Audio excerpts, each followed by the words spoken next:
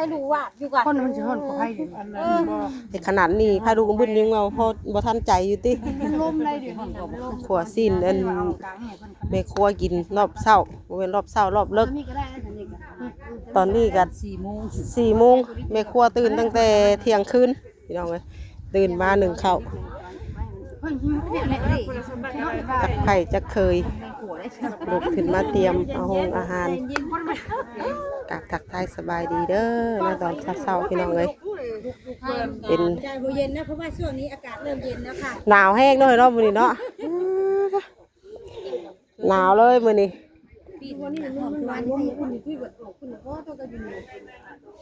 เริ่มตอนนี้ก็3 โมง 4 โมงอากาศมันแห้งเย็นจะจ้อยเขาบังบ่ไอ้คือบ่บอกแต่เฮิงกันเดียวมาเห็นกันมา เนาะพอบอกกันก็ได้อยู่ว่าอยากตีนะกูยืนเลยว่าไม่ยืนบางเองนะกินยักษ์ฉบับนี่กินปอดต้มเครื่องในซกเล็กตัวนี้กูไว้บุกินซกเล็กกะถาขั่วชาจุแขวบดีหรอกกินเนื้อชุกอันแขวบดีมันจะกินดิบรสมันพลอยมันชุกเดี๋ยวมันหยาบเด้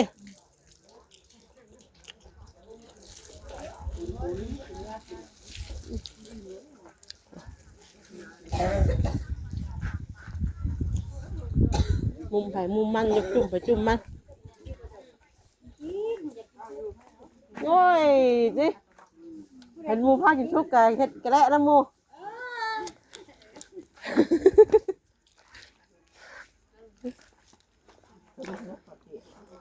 ไผ่เราหาไผ่ตอนนี้ดิบกระตังมันบอกคือการเนาะดิบกระตังดิบเหรอชุกกระตังชุกเหรอมูบ้านดิบแต่ว่ามันแบบนี้แหละวะมันเป็นอะไรมันก่อนขนาดนั้นมีแต่ดิบแต่ว่าจักไผ่แล้วจักไผ่ละเบาไปรอบแนมคนนั้นมันนี่แหละเบาหยอกกันแล้วยังไงนั่งแค่ชิมเมงอยู่แบบนี้เจ้ากับกินบ่ได้คือกันบ่หาคนขัวอยู่นะเนาะรายดีรอบเลิกรอบโมเมนต์รอบเช้าแล้วรอบเลิกจะมาจากมุ้งจ้ะนะ2 โมงมากกับถูก6 โมงย่างมาบ่หมดแล้วเนาะคิดแล้วกระบะรอบดิเห็ดมากับไอ้เตอร์ไอ้ตามาไปเลยมากับไอเตอร์ตะห่อเห่าเฮห่อเห่าเองโอ้ดิได้ขวดนี้ได้สองเลยไม่เลยนั่นแหละกินข้าวถ่าชุกได้นี่ก็หมอ1ข้าวพูหมอ1ข้าวตั้งใส่ลายอยู่ใครก็นั่งจุ่มกองไฟพอไปเพราะมันใส่เฮ้ยมาชิ้นกินข้าวคือว่ากินโลดบั่นเป็นมาการกำลังพูดจากที่พากันลูกแก้วเคยเนาะกินก้อนไผ่กันจ้ะเป็นครูที่ว่ามาให้ดูให้กินนี่แหละเนาะมาแล้วก็ย่อแคกบัดเลยติเป็นย่อแคกให้ไผ่ให้เคยกินก้อนเนาะเท่ากันกระซุ่มไป4 หัวไผ่เงี้ยเนาะเนาะน่ะพอดีไผ่อันใหญ่นั่นเนาะพากันมาจกเข้าก็เรียบร้อยแล้วพี่น้องเลยเนาะมีแต่มาก็จะไปนั่งยืนกินข้างนั่นอย่างเงี้ยเหลื่อมเลยอ่ะกินตัวกินนะบ่เลยนะตัวกินละยังไม่อยากที่ยังเจ้าเลยบ่กูกินก็กินเนาะกูกินบ่นะคือนางเจ้าอยู่มากินละกินข้าวได้นั่งคุยกับเป็นผ้าหนึ่งก็ว่าตัวแล้วอยากเป็นห่วงเป็นใยได้ดิก็กินกาแฟได้กินกาแฟแล้วก็บ่ค่อยอยากมันไรแบบนี้นะขนาดไม่อยากได้นี่ก็อยากมันได้ดิขนาดไม่ก็อยากมันได้นี่นับอยู่อยากจ้องพักนักสิไม่ค่อยอยากไม่ค่อยหิวเท่าไหร่แล้วสิกังเด็ดสิกังเด็ดไม่ค่อยหิวบ่กินสิจะหิวไปแล้วบ่พอมาชิมเมื่อเอาผมมีพายุน้ำนั่งวิวพอไปหางเมื่อตอน3 โมงนี่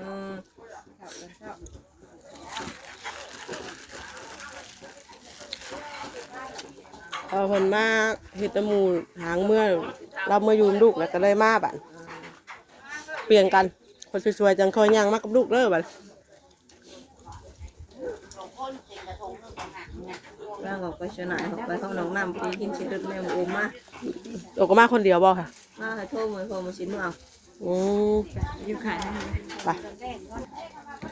อันนี้ยังขัวอยู่บ่ถอยยังขัวอยู่ใช่บ่กินแล้วกินแล้วกินกาแฟได้ประมาณมันน่ะกินบ่แซ่บเดียวตอนที่สวยจังสิกินไหม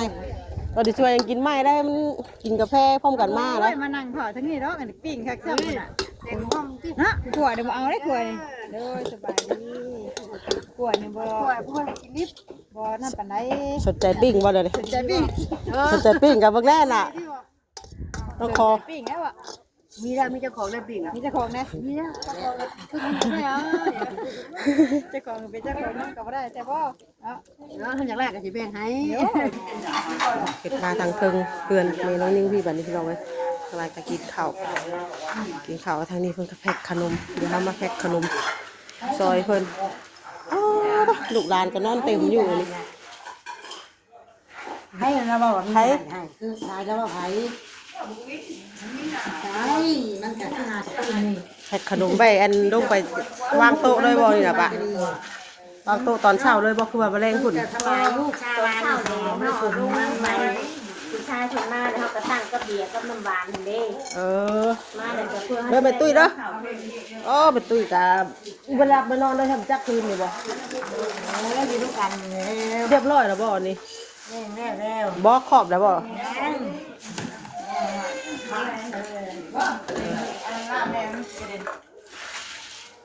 ทำงานก่อน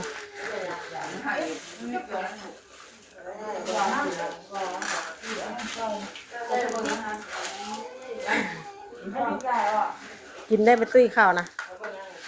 กินข้าวนะบ่กินนะตุ้ย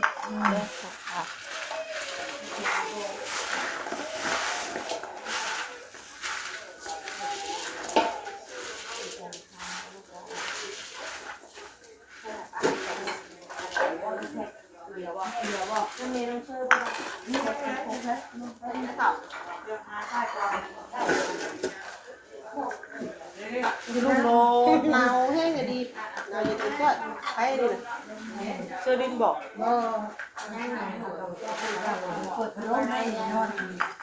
หนาวเย็นก็ดีนั่นกันหนาวก็หนาวหรือว่าเดี๋ยวไปคุยก่อนเพื่อนต้องเฮ็ดยังไงนะเขาแก้ชื่อเลยเหรอคนมันหนาวเลยมันเกิดมันยังตัวนี้เราไอ้หัวไปทั้งพุ่งกับไม่หัวอันนี้กำลังจะได้หวานว่าต้องมาไล่ลูกถึงแล้วหนาวกับหนาวเย็นที่ใจที่เปิดพัดลมเหรอไหวพระเจ้าก็หอน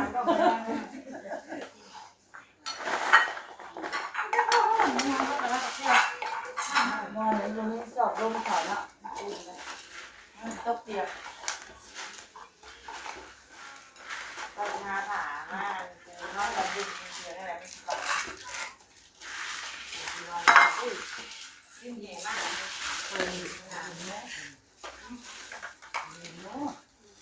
เป็นผงวะเป็นผงวะเนี่ยก็นานไปก็ได้ยิ่งเป็นยางก็เพิ่มเป็นอะไรเลยมันก็ยุ่งยางชอบเที่ยวนะเที่ยวของเราอยู่แบบเที่ยวของมันรู้อย่างเนี่ยร้านมันก็ขนมนี่สิว่าเขาเที่ยวของเขามันรู้ข้าวหอมข้าวกระป๋องนี่จะหอมพวกเราจะไปทำงานว่ากันห้องมาเจอมาที่ชิ้นเจอมาก่อน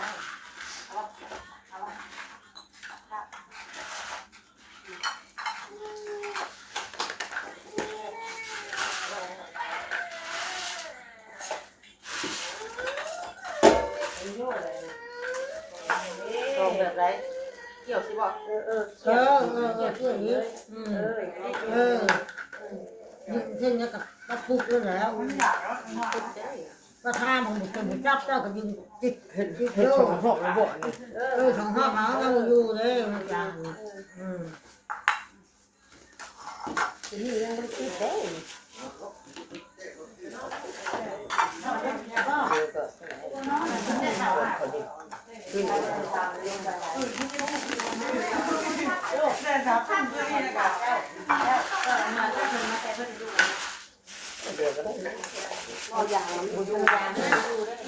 ยางมันบ่อยู่มันก็คือสวยต้องควรเอาของเที่ยวของเที่ยวอีกนึงเที่ยวอีกนึงก็มันอยู่มันถ้าทุบไปมันทุบโลกดูให้ห่าง คือว่าเธออุ่นแบบบ่ปากเลยเนาะก็จะรักคือมาก่อนกันน่ะไปใส่ว่าว่ะลูกมันหนาวลูก นี่ลมเจ้ป้าเลยเจ้ากินขนมเลยลูก นี่เขาเย็น แม่ หมอร้าน ก็ได้ไปดูไม่เอา ถ้ากินก็น้องเนาะ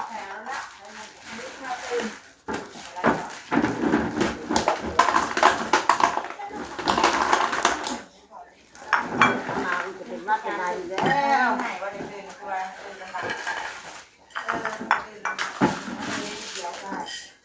เดินกันให้ตื่นแล้วเฮ้ยน้อยก็นอนตอนนี้แหละนอนตอนน้อยก็นอนตอนอันนี้พวกเราเขาเรื่องน้ำนี่ก็นอนไหน อาม่าในจานห้องเขาจะติดไปในห้องติดว่าจานเลยเอาไปหมดจะไม่ติดไปห้องบนตู้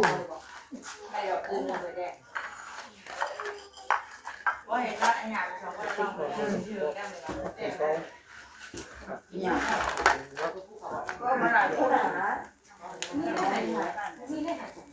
จะนำให้ดูขึ้นหน่อยว่าอยากบางแนะนำหน่อยเอาละส่วนตัวว่าคนไหนมาเมย์มันความเจอมันมาบอกนะคนเอิญว่ายิ่งยิ่งแบบมันเดียวแล้วนั่นดิที่จะหายหาก็คือแม่มันจะบอกว่าแต่ก็จะว่าหายตัวก็ยิ่งเสียงก็เรียกว่ารับลึกจังเลย รับลึกอีกก่อน ก่อนได้ดอกช่วงที่เก้า นี่ก็ยังไม่รู้กินลูกเชื่อๆนอนตี ทำไมยายที่โพสใส่ที่มันจะเอามัน มีหน้าให้ป้าหนัก ดีค่ะที่กับโพยปลูกลูกนี่ก็ มันต้องแบบมัน คือเปิดพัดลมก็คือร้อน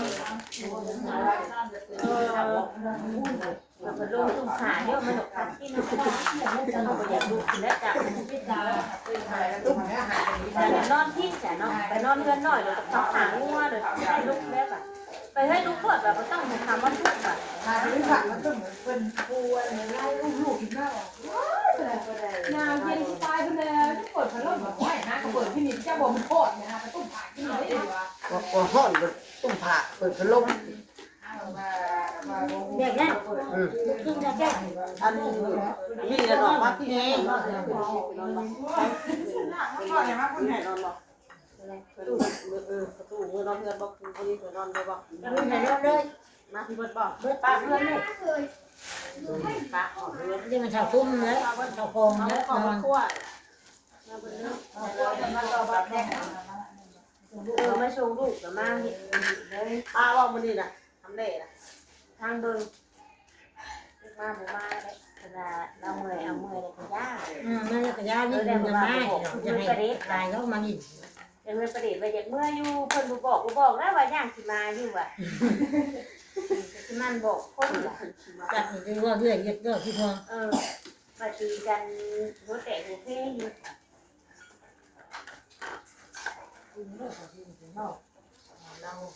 มาหอดวานนี่เนาะหอดเราจะเมื่อยสิ มาหอดบ้านนี่แหละมาดิโทรเมื่อถามเพิ่นยังว่าอันนั้นอยู่ยังเมื่ออยู่ว่ะต้องทำเลยมั้ยเมื่อยังว่าแดนกระดิ่งเรื่อยๆนี่แหละคือไปเผาได้ยังเมื่ออยู่ว่ายังบ่ต้องกินข้าวอยู่ว่ะว่าเมื่อยแห้งเลยดิสาวะ นั่งรถแล้ว เรียนได้สิดาทางแม่ดีแม่หลาน กินรถทั่วนี่เอาเลยน้ำเสือผ่าเลยเฮ้ที่ผ่าติดแท้ซะ ยังคิดใช้รถก็ยังทานแล้วอ่ะเนาะดีเลยค่ะ คลิปขึ้นไปแล้วก็คือว่า ถ้าอยากไปก็ไปอยู่ห่างประเทศไหนขี่รถไปที่นั่งรถก็ติดเมื่อนั่งรถค่ะ ที่ว่า ยืนกินแล้ว นั่งรถ ใส่พ่อหรือว่า แล้วกินแล้วแล้ว รถจานกินแม่ขน ต้องเอาไปช่วยเราก็กินดึกแล้วตาถามแล้ว ป้ามันเนี่ยสำหรับเรื่องเขาใหญ่บอกพ่อจังอาจารย์ ข้างหน้าไปได้ ยังนั่นแหละ ยังมืดอยู่แล้วต้องไปแล้วประตูเริ่ม ไปแล้วไปแล้ว ตุ้ยตรงยางมาเลย ต้องมืดอยู่ว่าค่ะ มืดแล้ว ตีหัว 5 โมงก็ยังมืด ยังอีก2 ชั่วโมงถึง6 โมงยังจะรวยนะมันหมอกลายเด้ ตัวจะจ้างก็เลิกเปากกาเลิก ยังนั่นน่ะ มันเจอลงแล้ว ยังเก๊กเนาะ ลงมา เก่งเขาไม่เก่งแล้วอยู่นี่เขามาลูก แล้วต้มมาแล้ว ก็ตุ่มติ่มใส่ลูก เนี่ยคือเอาลูก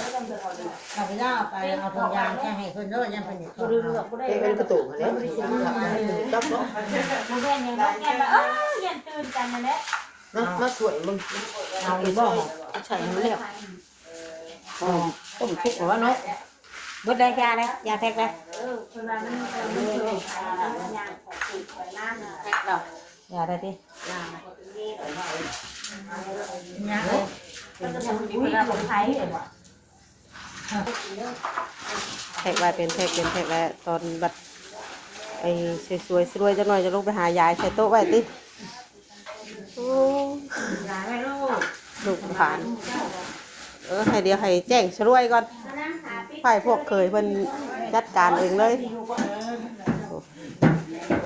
ต้นทางโตไหวปะ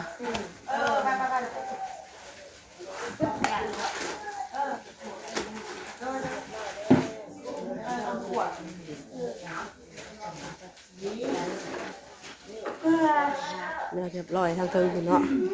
จะหานอนบักนี่ หาวนอนบากวิไม่ได้นอนทำจักปากคืนนี่ โบไม่ได้นอนเอ้าพูดถามแม่ได้ว่าจะมุ้ง11 โมงดูไปแล้วไปจุ๊บให้หนึ่งข่าวเลยว่านอนมารับกันว่ะ เบิดแล้วบ่เอามาให้หมดเลย เอายัง พี่ยังจะกินเอามาให้หมด เห็นได้เฮ้ยว่าว่าแขกได้แบบดื่มต้องให้พวกกันนั่นกินเลยเนาะ ใส่ถุงยางอ่ะป้า คอยดื่ม ใส่ถุงยางอ่ะ เอามา พอค่ะใส่ทำไมโอ้โห ไม่ไม่ให้เลย คอยดื่มคอยดื่มแค่ถุงยางนะคอยแบบ เราไปลองเนาะคลิปด้วยกันจะประมาณจะมีกันเด้อเราไปลองเนาะดูพอกันในคลิปต่อไปตอนสวยๆที่ไหนพี่น้องเลยกำลังมืดอยู่เนาะคลิปนี้ไปแล้วสวัสดีทุกคน